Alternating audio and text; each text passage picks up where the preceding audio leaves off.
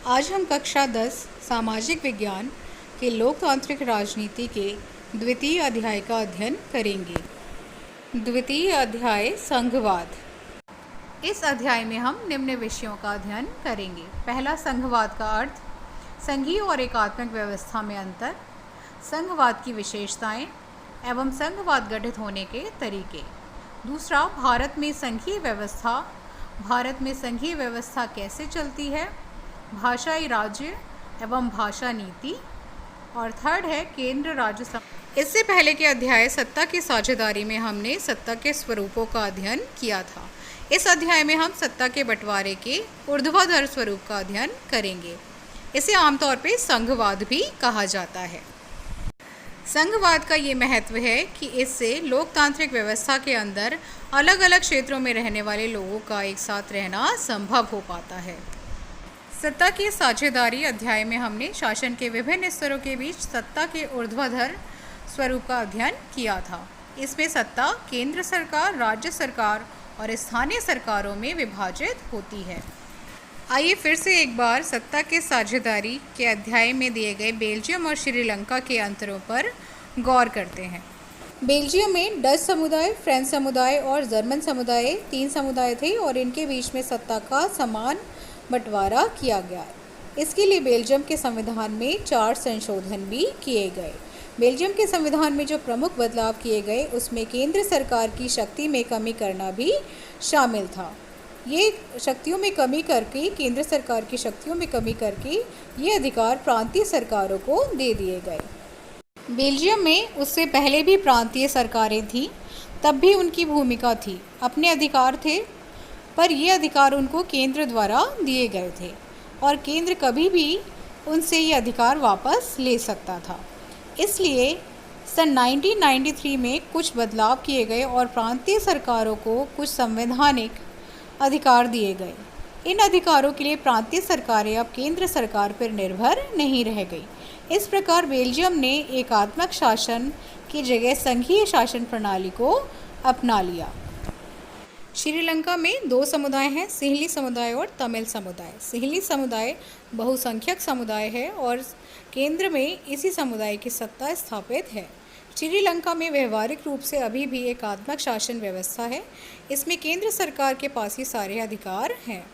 श्रीलंका के तमिल नेता ये चाहते हैं कि देश में सच्चे अर्थों में संघीय शासन व्यवस्था स्थापित हो जाए। तो आइए जानते हैं संघवाद क्या है। संघीय शासन व्यवस्था में सर्वोच्च सत्ता केंद्रीय प्राधिकार और उसकी विभिन्न आनुषंगिक इकाइयों के बीच बंट जाती है।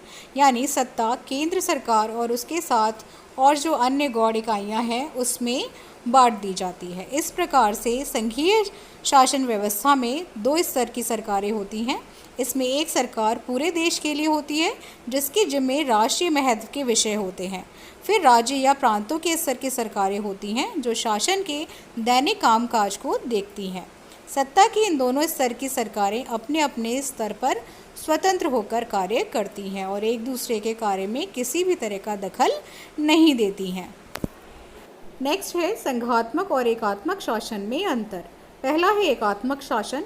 एकात्मक शासन या एकात्मक व्यवस्था में शासन का एक ही स्तर होता है और बाकी की इकाइयाँ उसके अधीन होकर काम करती हैं। यानी केंद्र सरकार ही सबसे सर्वोच्च सत्ता होती है और जो राज्य सरकारें हैं वो केंद्र सरकार के अधीन होकर कार्य करती हैं और इसमें केंद्र सरकार प्रांतीय सरकारों को आदेश भी दे सकती है। दूसरी है संघात्मक शासन व्यवस्था। संघीय व्यवस्था में 2 स्तर पर सरकारें होती हैं। इसमें एक सरकार पूरे देश के लिए होती है, फिर राज्य या प्रांत स्तर की सरकारें होती हैं। संघीय व्यवस्था में केंद्र सरकार राज्य सरकार को कुछ खास करने का आदेश नहीं दे सकती है। राज्य सरकारों के पास अपनी शक्तियां होती हैं और इसके लिए वे केंद्र सरकार को जवाबदेह नहीं होती हैं। ये दोनों ही सरकारें अपने अपने स्तर पर लोगों को जवाबदेह होती हैं। यहाँ विश्व मानचित्र में संघीय व्यवस्था वाले देशों को लाल रंग से दर्शाया गया है। नेक्स्ट टॉपिक है संघीय व्यवस्था की विशेषताएं। संघीय शासन व्यवस्था की विशेषताओं में पहली विशेषता है संघीय सरकार 2 या अधिक स्तरों वाली होती है। इसमें पहला स्तर है केंद्र सरकार और दूसरा है राज्य सरकारें। पहला, केंद्र सरकार पूरे देश के लिए शासन व्यवस्था का संचालन करती हैं, जबकि राज्य सरकारें केवल राज्य में शासन व्यवस्था को देखती हैं। इसके अतिरिक्त एक तीसरे स्तर की सरकार भी कार्य करती है, जिसे स्थानीय सरकारें या सामूहिक सरकारें भी कहा जाता है। ये केवल क्षेत्रीय स्तर पर ही शासन व्यवस्था को देखती हैं। इस प्रकार हमने देखा कि संघीय व्यवस्था में संघीय सरकार 2 स्तरों में या 2 से अधिक स्तरों में विभाजित होती है। सेकेंड है, अलग अलग स्तर की सरकारें एक ही नागरिक समूह पे शासन करती है, यानी कि केंद्र सरकार और राज्य सरकारें एक ही नागरिक समूह पर शासन करती हैं, परंतु कानून बनाने, कर वसूलने और प्रशासन का उनका अपना अपना अधिकार क्षेत्र होता है। अर्थात केंद्र सरकार जिन क्षेत्रों में कानून बना सकती है, राज्य सरकारें उन क्षेत्रों में कानून नहीं बना सकती। राज्य सरकार के कर क्षेत्र और केंद्र सरकार के कर क्षेत्रों को भी अलग अलग रखा गया है। इसके साथ ही प्रशासन के केंद्र सरकार और राज्य सरकार के अधिकार क्षेत्र को ही पहले से ही विभाजित कर दिया जाता है।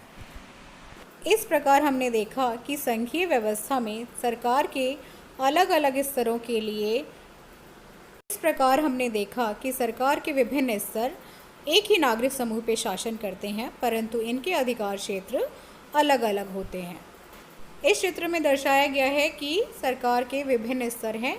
पहला केंद्र सरकार, दूसरा राज्य सरकारें और तीसरा स्थानीय सरकारें, लेकिन ये तीनों ही एक ही नागरिक समूह पे शासन करती हैं।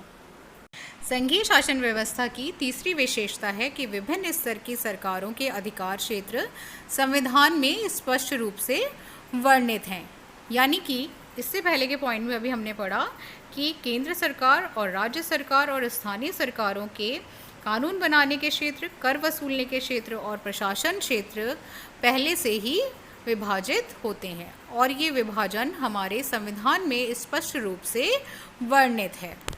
संविधान में विभिन्न स्तरों की सरकारों के अधिकार क्षेत्रों को पहले से ही स्पष्ट रूप से वर्णित किया है, ताकि किसी भी तरह की विवाद की स्थिति राज्य सरकार, केंद्र सरकार या स्थानीय सरकारों के बीच ना उत्पन्न हो सके। हमारा भारतीय संविधान सरकार के हर स्तर के अस्तित्व और प्राधिकार की गारंटी और सुरक्षा प्रदान करता है।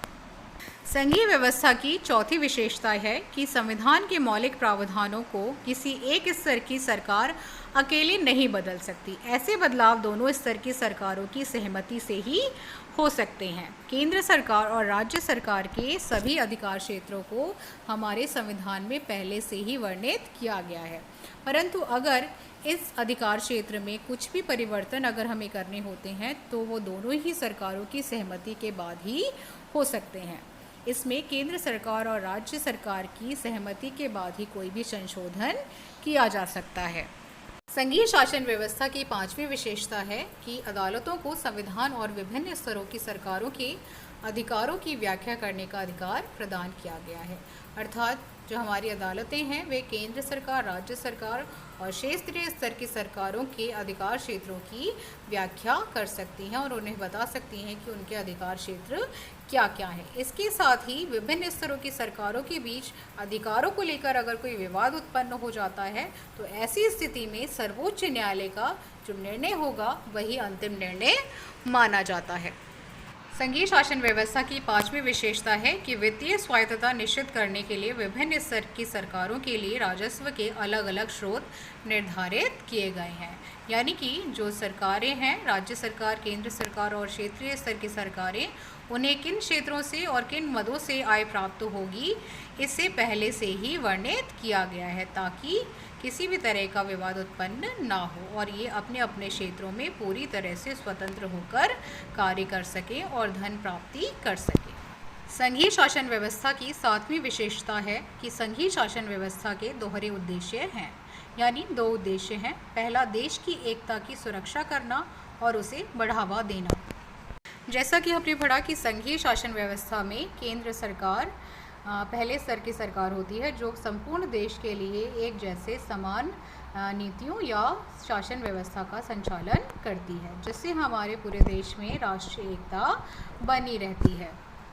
संघीय व्यवस्था का दूसरा उद्देश्य है क्षेत्रीय विविधताओं का पूरा सम्मान करना। जो दूसरे स्तर की हमारी सरकार है वो है क्षेत्रीय सरकार, और राज्य सरकारें जो पूरे देश में अलग अलग राज्यों में अलग अलग होती हैं, जिससे हमारी जो क्षेत्रीय विविधता है उसको भी पर्याप्त रूप से बनाए रखना संभव हो पाता है, और सभी की मांगों को, सभी की ज़रूरतों को इन सरकारों के द्वारा पूरा किया जाता है। इस प्रकार संघीय व्यवस्था के लिए दो चीज़ें बहुत महत्वपूर्ण हैं। पहला कि विभिन्न स्तरों की सरकार यानी केंद्र सरकार, राज्य सरकार और क्षेत्रीय सरकारों के बीच सत्ता के बंटवारे के नियमों पर सहमति होनी चाहिए और इनका एक दूसरे पे भरोसा भी होना चाहिए। ये भी आवश्यक है कि हर स्तर की सरकार अपने अपने अधिकार क्षेत्रों को माने, ताकि किसी भी तरह के विवाद की स्थिति उत्पन्न न हो पाए। आदर्श संघीय व्यवस्था के लिए दोनों ही पक्ष बहुत ज़रूरी हैं। पहला, आपसी भरोसा होना चाहिए सरकार के सभी स्तरों पे, और साथ रहने में सहमति भी होनी चाहिए। अब नेक्स्ट टॉपिक है संघीय शासन व्यवस्था दो तरीकों से गठित की जाती है। संघीय शासन व्यवस्था के गठन का प्रथम तरीका है दो या अधिक स्वतंत्र राष्ट्रों को एक साथ लाकर एक बड़ी इकाई के रूप में गठित कर दिया जाए। इसमें दोनों स्वतंत्र राष्ट्र अपनी संप्रभुता को बनाए रखते हैं। संप्रभुता का अर्थ है अपने आंतरिक और बाह्य निर्णय लेने की शक्ति से, और अपनी अलग अलग पहचान को भी बनाए रखते हैं, और अपनी सुरक्षा तथा खुशहाली बढ़ाने का रास्ता भी अपनाते हैं। इस तरह की संघीय व्यवस्था वाले देश में आमतौर पर जो प्रांत हैं उनको अधिक अधिकार मिलते हैं और वे केंद्र से ज़्यादा शक्तिशाली होती हैं। इस प्रकार हमने देखा कि संघीय शासन व्यवस्था के गठन का जो प्रथम तरीका है उसमें दो या अधिक राष्ट्रों को एक साथ गठित किया जाता है, परंतु उनकी स्वतंत्रता और संप्रभुता को बनाए रखा जाता है। साथ ही जो प्रांत हैं उनको केंद्र से ज़्यादा शक्तियाँ प्राप्त होती हैं।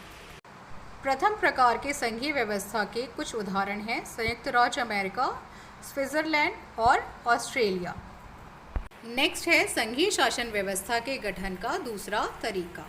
बड़े देश द्वारा अपनी आंतरिक विविधता यानी कि हमारे देश में जो विभिन्न भाषा, धर्म और जाति और समुदाय के लोग रहते हैं उनको ध्यान में रखते हुए राज्यों का गठन किया जाता है, और फिर राज्य और राष्ट्रीय सरकार के बीच सत्ता का बंटवारा कर दिया जाता है।